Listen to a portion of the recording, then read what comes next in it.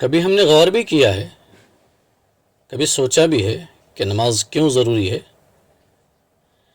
کیا یہ صرف ایک فرض ہے یا اس کے پیچھے کوئی گہرا راز ہے؟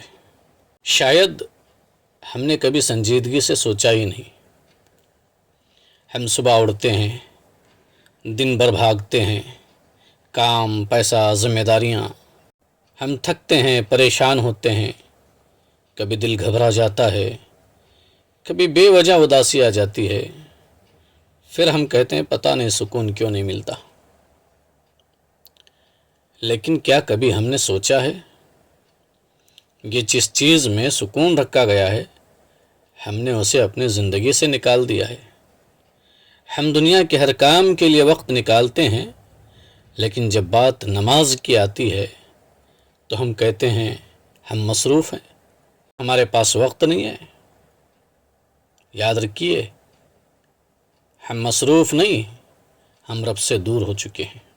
حالانکہ اللہ تبارک و تعالی نے ہمیں پہلے ہی سمجھا دیا کہ نماز یہ ہمیں برائیوں سے بچاتی ہے، نماز یہ ہماری زندگی کو سدھارتی ہے، نماز یہ ہمیں سیدھا راستہ دکھاتی ہے، نماز یہ ہمیں کامیابی کا راستہ دکھاتی ہے۔ نماز صرف چند حرکات کا نام نہیں ہے،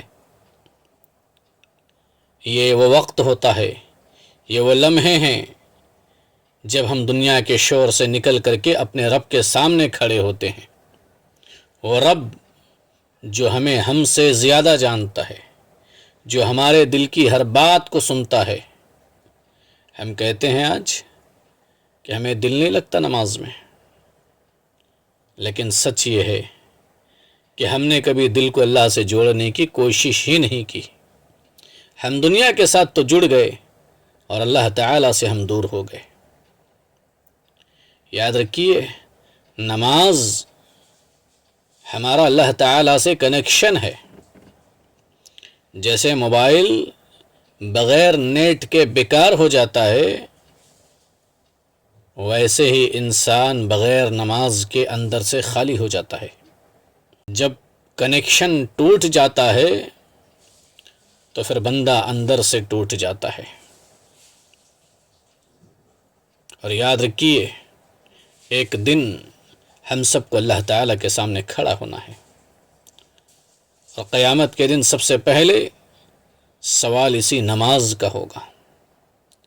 اگر یہ درست ہوگی تو امید ہے کہ باقی بھی درست ہو جائے، اور اگر ہم نے اسے ہی ضائع کر دیا، یہی چیز ہمارے پاس نہیں رہے گی، جو پہلا سوال ہم سے کیا جائے گا نماز کے تعلق سے، اگر ہمارے نامہ اعمال میں نماز ہی نہ رہی تو ہم کیا جواب دیں گے اللہ کو؟